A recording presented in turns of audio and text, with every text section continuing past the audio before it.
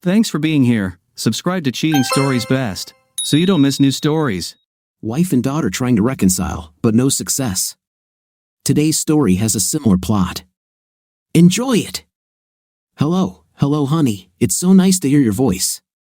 I have to admit I had a hell of a time finding a new phone number for either of you. So, how are you doing there?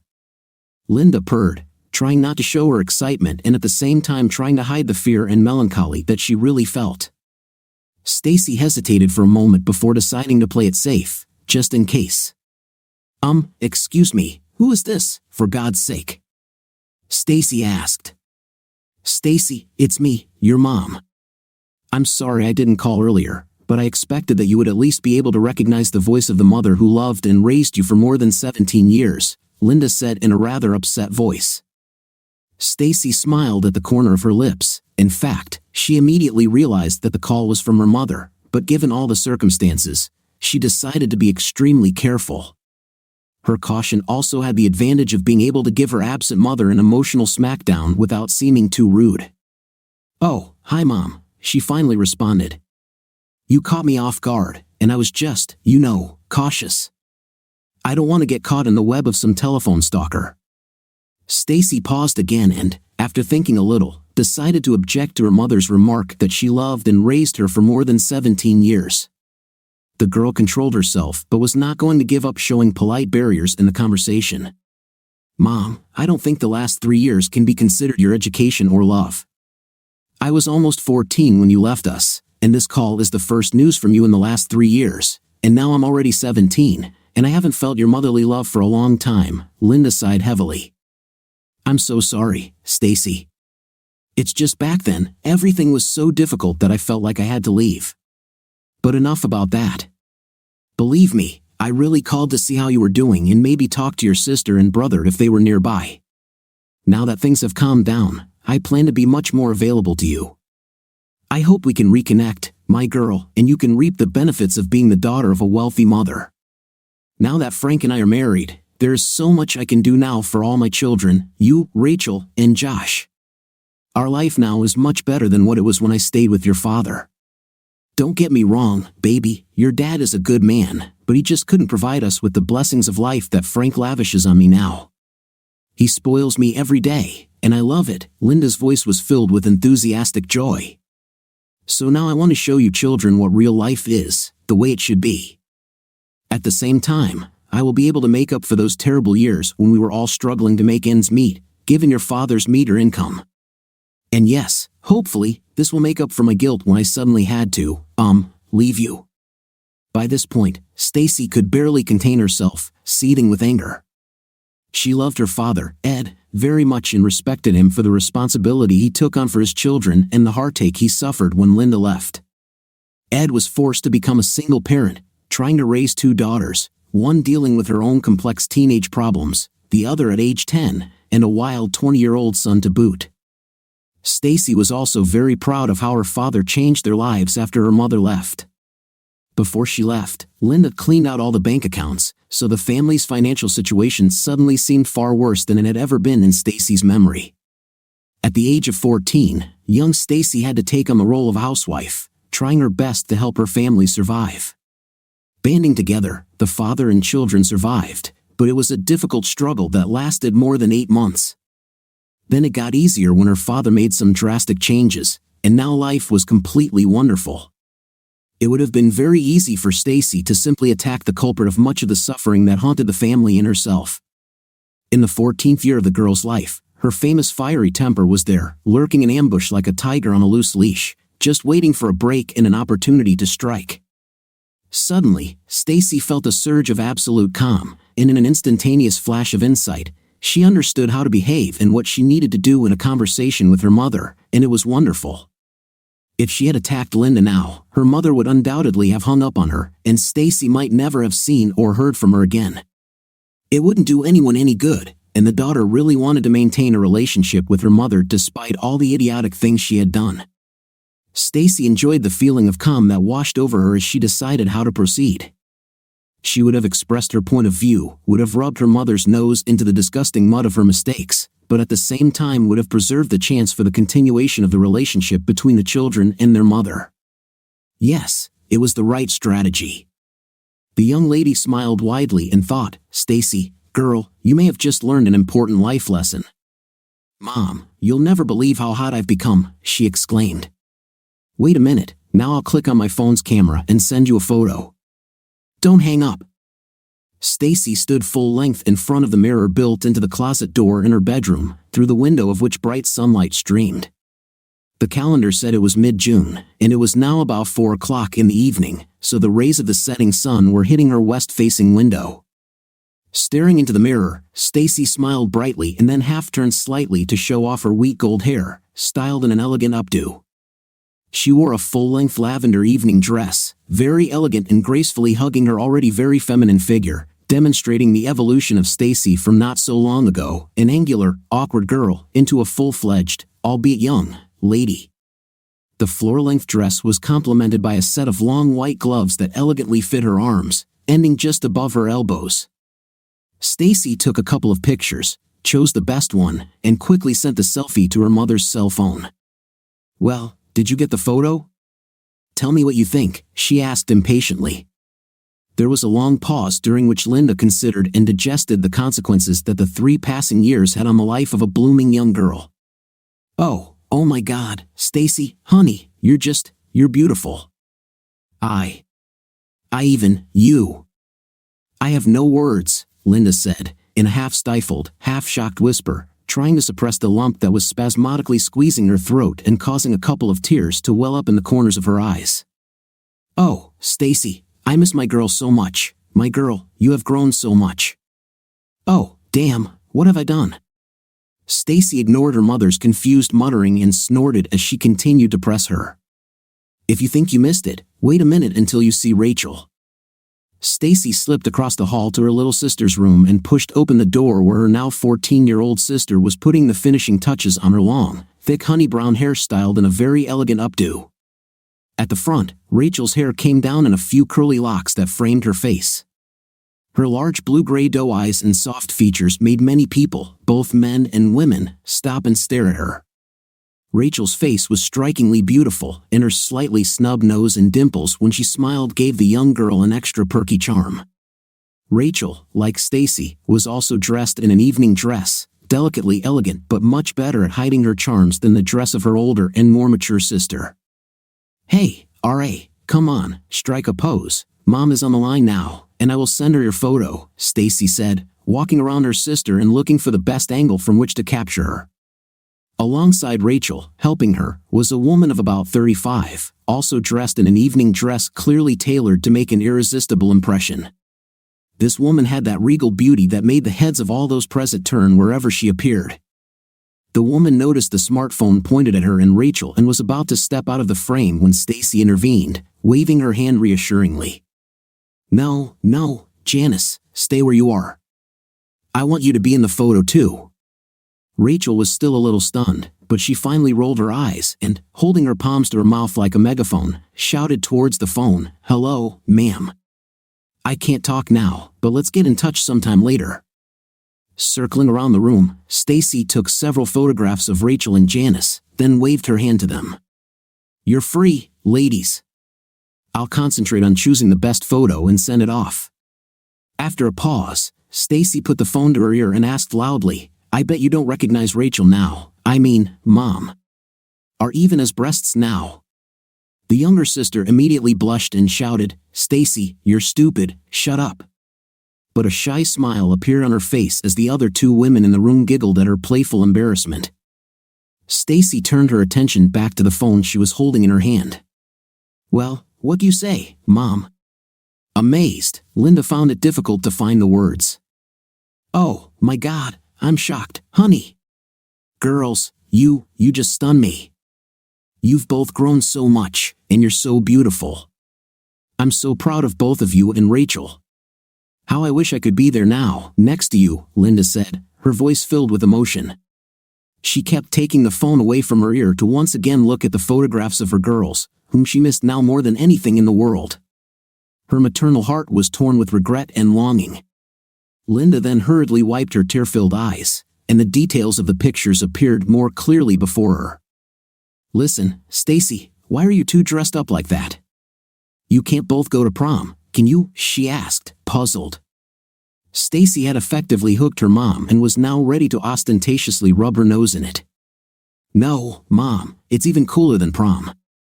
Remember that annual party that you were always crazy about but that you and Dad were never invited to? That pompous welcome to summer evening party that Sedgwick and McTaggart throw? You know, Linda responded immediately, of course I remember. This ball has always been the main social event of the year. Damn, I would give anything just to attend this reception. Only the most influential and beautiful people in the entire state are invited. Linda's voice clearly had a dreamy note. I so wanted to have the opportunity to dress up in a wonderful evening dress and communicate with representatives of the secular elite. I would love it so much. Linda sighed sentimentally and then suddenly broke free from the captivity of her imaginary dreams. Oh, my God, did you and Rachel get jobs as hostesses or waitresses at that party? Wow, this is simply amazing. I'm so proud of you both. Just think, my daughters will be there at the reception among all these high society people. I envy you so much, exclaimed Linda, who was taken aback by the picture that presented itself. No, Mom, R and I are not service personnel. We are invited guests. Stacy shared with her mother the secret they shared with Rachel with pride and undisguised pleasure. Moreover, we will sit at the main table because Dad is the guest of honor at the ceremony. This is a surprise for him, but Dad will be especially noted by the organizers. Isn't this super cool? I will even be one of those who will participate in the ceremony. Oh, my God, Mom, I'm so, nervous, but at the same time, crazy excited. Linda was completely stunned.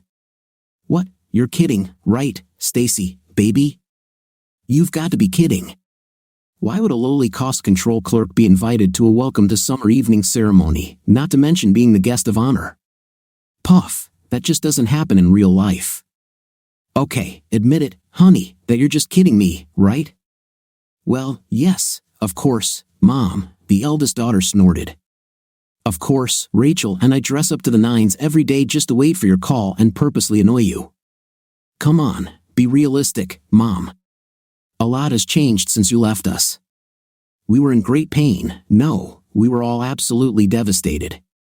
But Dad was able to unite us all together, and even Josh, and somehow created a new life for us without you. Maybe I should fill you in on what's happened since you left us. This needs to be done quickly because the limo with Fona and Josh should be back, she glanced at her watch, in about 15 minutes, and then we will all have to leave. Stacy took a deep breath to suppress her anger before she began her story about their life after Mom. Dad was practically destroyed when he found out that you were doing it with some old fart in your bed.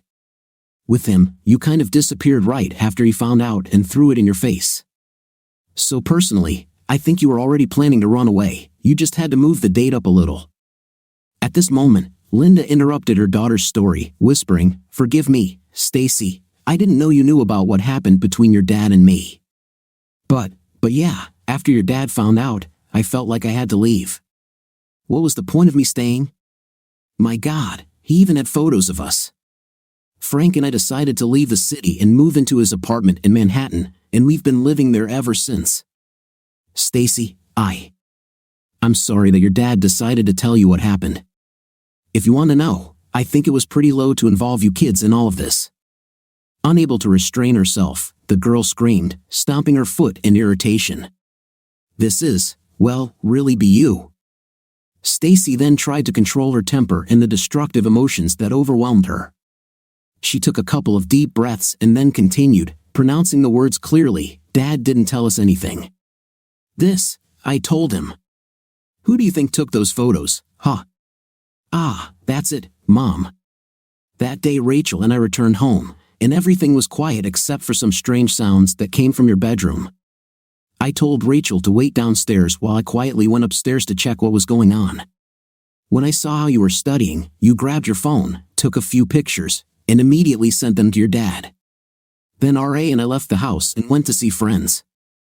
Later, when we got home that evening, you locked yourself in the bedroom and didn't come out, but we heard you crying. The next morning, you were gone.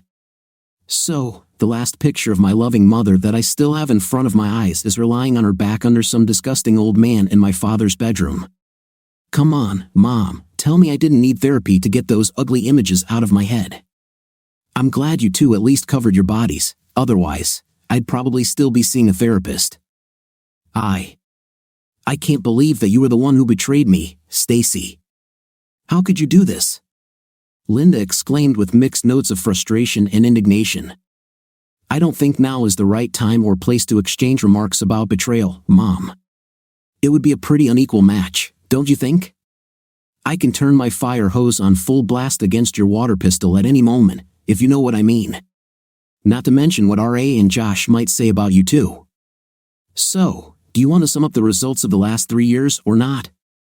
Speaking on the phone with her mother, Stacy was inwardly amazed at her own composure and how sensibly and thoughtfully she had handled the situation. It occurred to her that she had really grown and matured over the past few years. Linda, at that moment, realized that in order to have any kind of relationship with her children in the future, she would have to go through the hellish gates of responsibility for her actions and their consequences. This would not be an easy task for her. A few gifts and meetings with children would not automatically correct the situation. Something more was needed for this. Her children had to accept the inevitable and adapt to life without her. Linda really wanted to know how they coped, but to do that, she needed to hear how they felt about her decision and how they felt about their mother's life choices. Did they all hate her? There was no time to escape from reality now. If she backed down now, she would most likely lose them, and perhaps forever. But if she wants to restore the relationship, she will have to accept their feelings and let their passionate emotions pass through her. Is she ready for this? Was it all worth the pain she knew would surely come later? Linda pulled herself together. Her voice on the phone was soft and remorseful. Yes, Stacy, you are absolutely right. I suppose someday we will have to sit down and discuss all these issues in detail. But first, right now, we need to get back to some reasonable forms of communication. I called to reconnect with you, my children, and that would be a good first step, right? Well, now let me find out how your life turned out after I left. Stacy couldn't wait to tell her mother what had happened in the family's life since she disappeared. So, she started babbling, Mom, you just won't believe what happened. It looked like some kind of novel or even a fairy tale. Anyway, after you left, Dad was depressed for a few months, and it was really bad.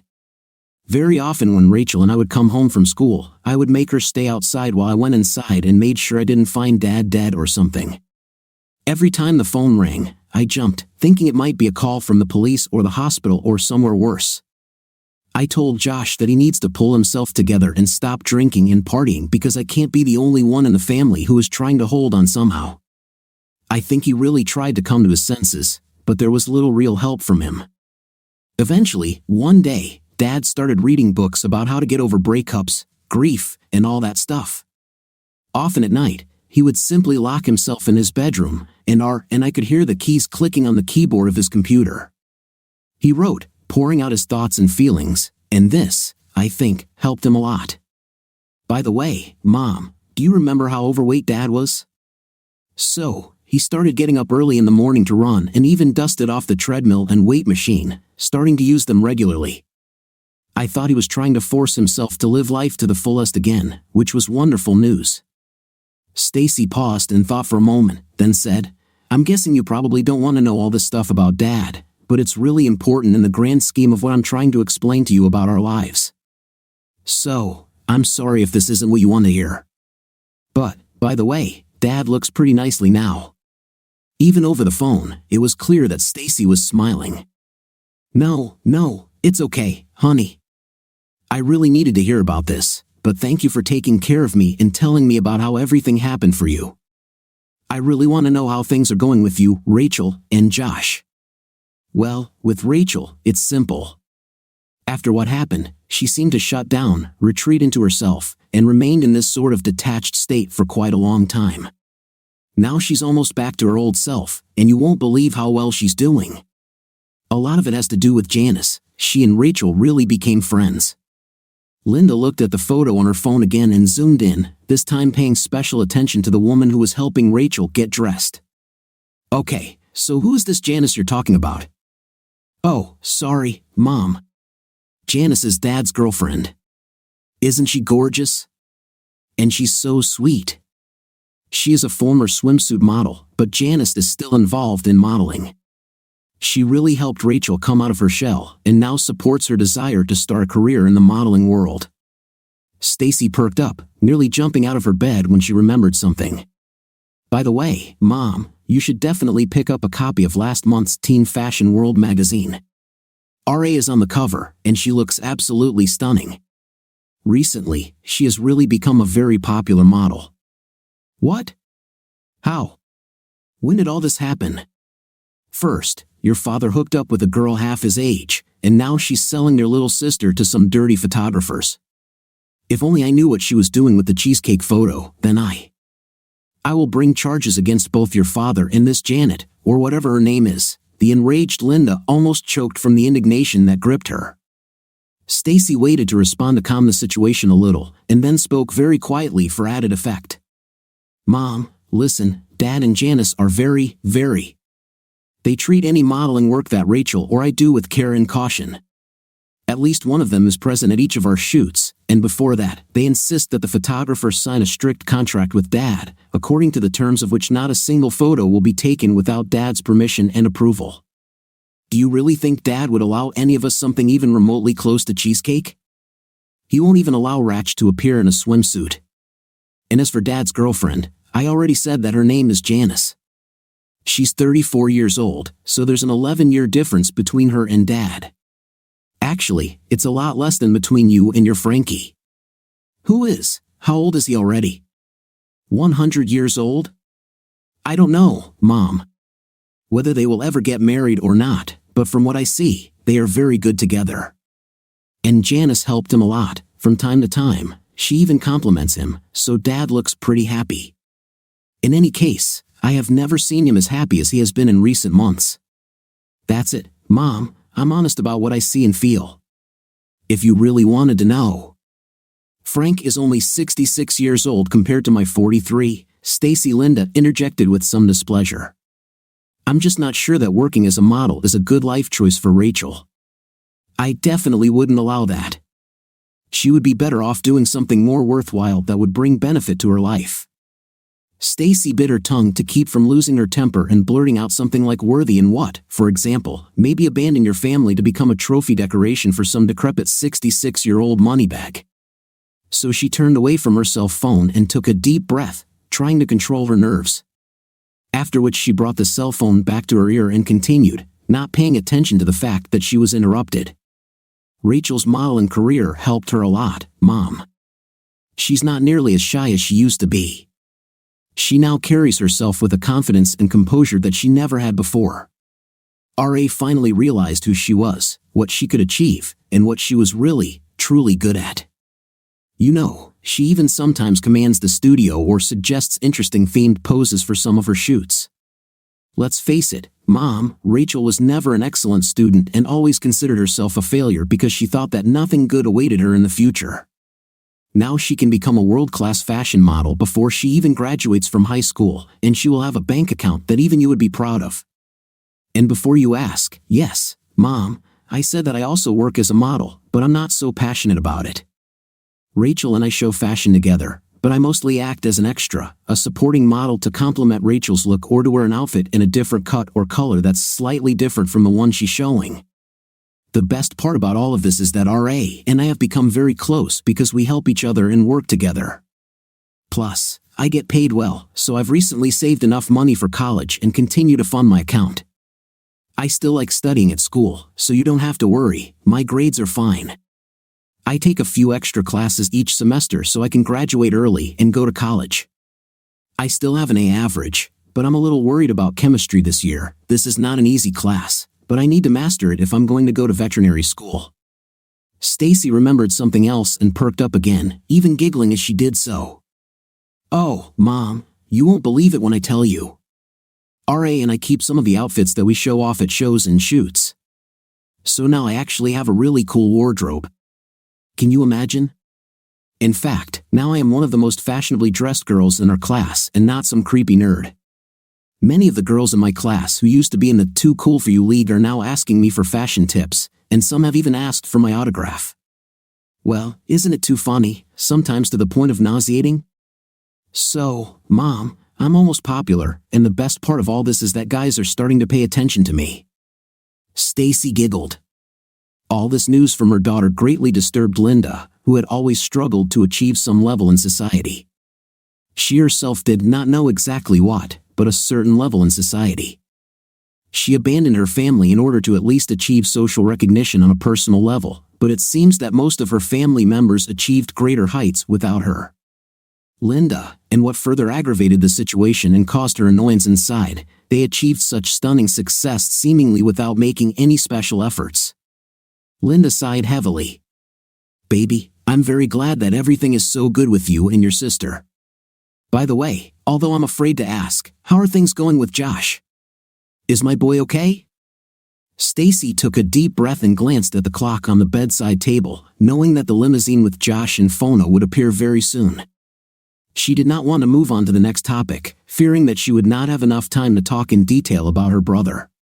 However, having made sure that in all likelihood she would have time to share information about Josh with her mother, Stacy continued, "Well, Mom, to my surprise, I have to admit that Josh has turned ends, but even they got tired of supporting his lazy fifth place, so they kicked him out too. He lived on the streets for some time but eventually decided that he didn't like that kind of life, especially when he saw that the three of us were doing well. One day, Josh came to his dad, apologized, and said that he wanted to return home.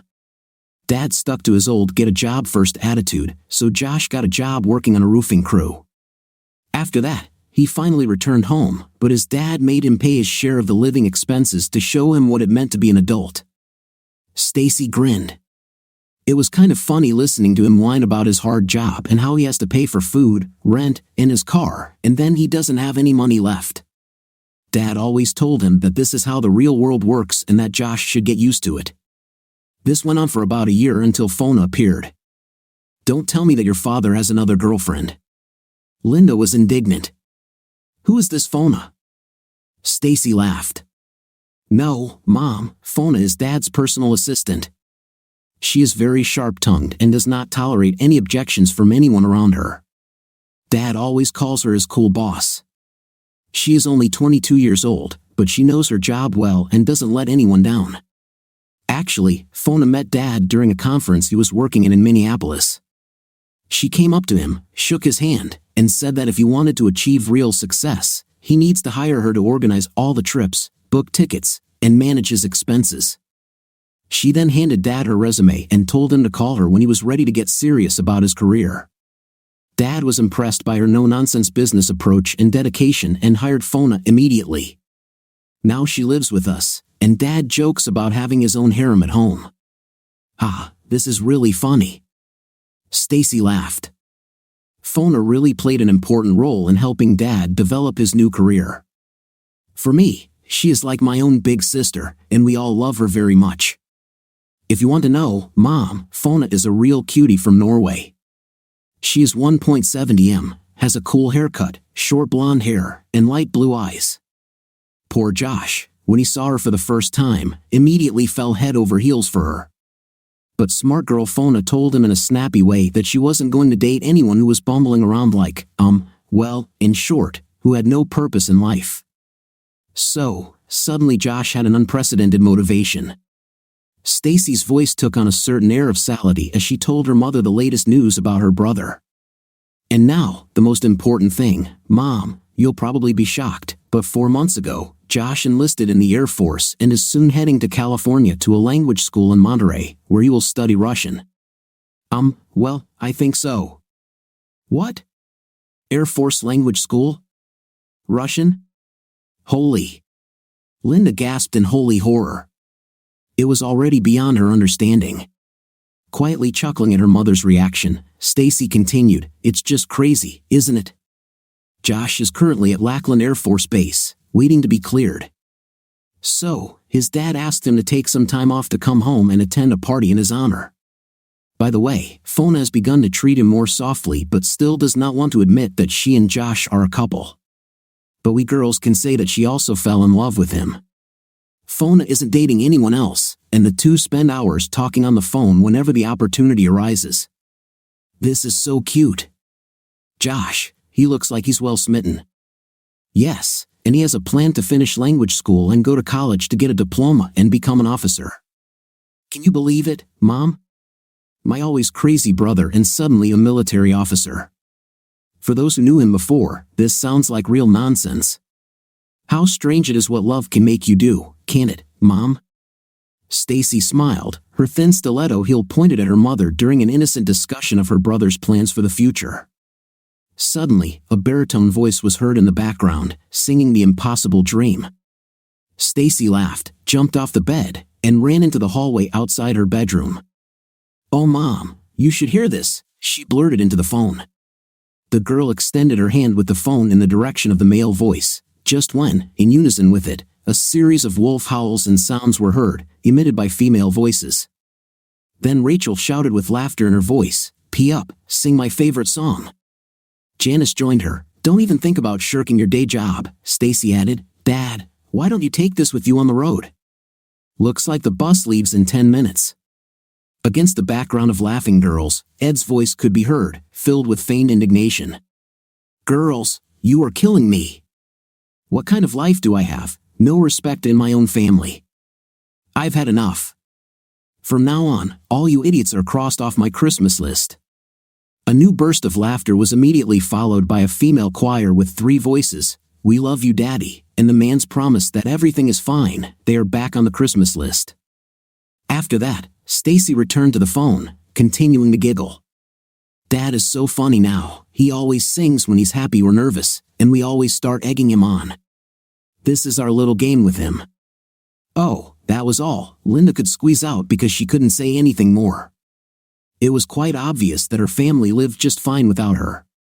Before this conversation with her daughter, Linda subconsciously hoped that they were all still suffering greatly because they missed her. There was no trace of any of this, so she simply fell silent, falling into some kind of stupor. Stacy picked up the thread of the conversation and continued her story. "Dad doesn't know yet that he'll be the guest of honor at the party tonight, but he's already a little nervous because he and Jack McTaggart are going to play a couple of guitar duets with the band. You know, Dad and his blues guitar stuff, right? Here you go." After he and Jack became sort of buddies, they discovered that they both loved playing guitar, and since then, they get together almost every week to stretch their fingers on the strings and drink a few beers. "Mom, you should hear them joke about how they will soon become rock stars. They're actually pretty good though, but they do their jams just for fun. Tonight is their first public performance, and I'm sure it will be fun. Just imagine Dad in a tuxedo, playing the guitar on stage." Stacy grinned, imagining this picture in her head. Upon hearing this stunning news, Linda was stunned again. "Stacy, what are you talking about? Your father and John McTaggart are friends? Did I hear correctly? Is that John McTaggart? Why, how did this happen?" Stacy smiled inwardly again, with some malice. She knew that her mother thought highly of the McTaggart family and had a deep reverence for them for their wealth and power.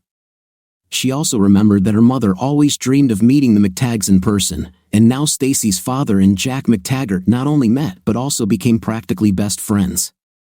Stacy also liked the fact that the rich and famous head of the family insisted that members of the Mercer family call him simply Jack, rather than the official Mr. McTaggart. In fact, in person, Jack turned out to be quite a pleasant person who played an important role in the beginning of Ed's writing career. "Yes, Mom, the same John or Jack, as his close friends call him, McTaggart," confirmed Stacy. "It all started when my dad wrote a couple of articles about how a man can survive and rebuild his life after such a traumatic event as losing everything when your cheating wife leaves you and runs off with her new boyfriend. When a couple of small magazines bought his articles for publication, Dad was absolutely delighted. Then, I believe Jack read Dad's articles, contacted him, and asked him to give a motivational speech at one of the McTaggart Corporation employee meetings.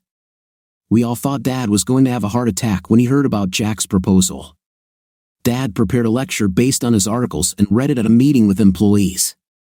The speech went very well, and he received many warm comments and thanks from people, and Jack hired him again, this time to speak at the company's annual meeting of shareholders.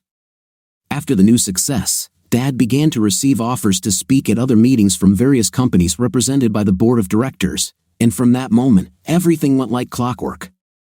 Dad began to write more and more. His articles were published in more famous and larger magazines, and soon he decided to quit his previous job in order to devote all his time to writing and public speaking. Jack continued to introduce Dad to important people. They began to communicate more often and soon discovered that they both liked to play blues and rock guitar. Because of music, she and her dad became even closer, and since then, they have become friends. Stacy paused for a long time to give her mother time to process everything she had heard. After all, it was an amazing turn of events in their lives. Your father is now a writer, seriously, an author, a published writer. Your father and my ex-husband are in magazines now. A stunned Linda struggled to wrap her head around the paradoxical-sounding concept of her former loser suddenly turning into a successful person. She secretly hoped that it didn't pay so well. Meanwhile, sounds of some activity could be heard from the first floor of the house. People arrived. There was a muffled hubbub of conversation and light laughter. A new strong male voice stood out from the others, as well as a much softer female one. Stacy saw Janice leave Rachel's room and head towards the stairs leading to the first floor. It was not difficult to guess that she was heading down to act as hostess to the new arrivals. Suddenly, Stacy remembered an item on tonight's agenda that she had almost forgotten. "Mom, I'll have to go soon. Jack and Mona McTaggart are already here, along with photographers to take pictures for the newspaper's gossip column and the special photo album they publish and sell every year. There will be a detailed photo report about the magical time that the invited people spend at their summer evening. If you must know, personally, the pathos makes me want to puke, but I think the sales of this almanac bring in a lot of money for charity, so in the end, it's a good cause, and we, the participants in the action, feel so warm and good there, almost like some kind of celestial beings," she snorted. There was a fair amount of sarcasm in Stacy's voice because the girl really found this event to be overly pretentious and unnecessarily pandering to the feelings of vanity and narcissism of its guests. Still, she couldn't help but feel a sense of pride that her father's achievements had suddenly elevated their family to a level of social standing that others, and especially her wayward mother, would treat with the respect they deserved. Linda was quick to defend this high society practice. "Oh, Stacy, don't take this so lightly. It is a great honor to be included in this almanac and know that you took part in a historical event. You and Rachel should be absolutely thrilled to be the guests of honor at such a grand event, and since you'll be sitting at the main table, your photos will be on almost every page. I've secretly bought one of these books almost every year, and this year, I'll be able to show everyone a photo of Josh, you, and Rachel, and proudly say, 'Look at these special people, those are my kids.' God, just think, in fact, I am very jealous of you, but at the same time, I am very proud. I will definitely be ordering a few copies of this yearbook as soon as they release them, okay?" "Mom," Stacy answered absently, and then seemed to remember something else. "Oh, here's another thing. Dad was going to some writing event in New York over Labor Day weekend, and Rachel, Janice, Fona, and I were going to go with him. Maybe then we can meet you. I'd really like to see you, and I'm sure I could get Rachel to come too. But you should know that she's still very angry at you for leaving home. Maybe we'll take Janice with us so you can meet her. You'd probably also like to see Dad, just in case," the daughter clarified. "Oh, sunshine, this is an amazing idea." Linda was inspired. Yes, let's think of something. I really want to see you and Rachel. But about your dad and his girlfriend, I'm not sure that's a good idea. There was too much pain on both sides. However, I would like you to meet Frank. After all, he's your stepfather now." Hearing the last phrase, Stacy stuck a finger in her wide-open mouth with her tongue hanging out, pretending to gag, and then said, "Well, no, Mom, I still have nightmares about you and your Frankie huffing on top of each other. So, the only way I could meet him and you is if Dad and Janice are there too. I think this will be fair." Linda was not happy with the way her daughter responded but tried to hide her emotions to continue the conversation. "Okay, we'll see how things work out, Stacy, but let's not spoil our common goal, which is for us to finally see each other. I can't wait to see and hug you and Rachel again, so let's focus on that, honey. By the way, coincidentally, the New York Literary Guild is hosting a Meet the Books Day on Labor Day weekend, and Frank is using his influence to get us tickets to attend. I'll put pressure on him to get tickets for all of us," the mother promised, captivated by the upcoming prestigious event. Linda excitedly told her daughter about her plans. This event should turn out to be a very high-status event. Can you imagine, Stacy? Many famous writers will appear there, and some of them will sign their books and interact with readers and fans. Perhaps you can take a selfie with one of the famous authors. You should see how excited Frank is. There is no need to talk about me. Did you know that David Volt himself promised to be there, and Frank really wants to meet him? David is an aspiring writer, but Frank says his first book is sensational and absolutely brilliant. Yes, I know that here on the coast, people usually hear about the latest trends and events earlier than in the Midwest, but perhaps you've heard of David? Stacy sensed a somewhat condescending tone in her mother's words and couldn't help but laugh, deciding to respond to her with a similar level of irony. Yes, Mom, I've heard about David V.S. Moreover, I met him several times. Of course, I agree that his work is simply magnificent. Some time ago, I read his book and found it quite, how should I say, provocative. Yes, have you read his book yourself, Mom? Linda was caught off guard by Stacy's barb but decided not to react. No, to be honest, I can't say that I read it. I'm not a big fan of this kind of reading. But Frank, oh, he's definitely a fan. Stacy laughed and almost said something about how that book didn't have enough pictures for her mom's literary taste, but she refrained. Mom, do you have a hard or paperback copy of David's book on hand? Linda looked around and then went into Frank's office.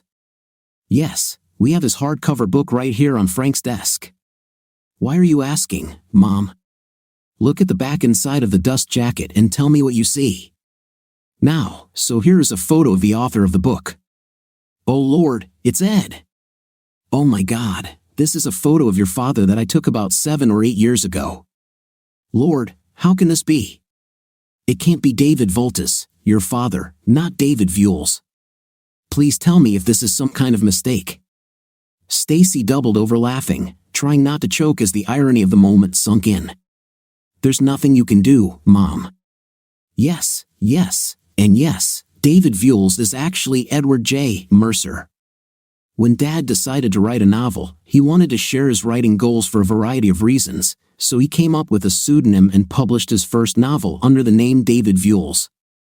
This is all so funny, Mom, Stacy barely said into the phone, wiping away the tears that came out from laughter.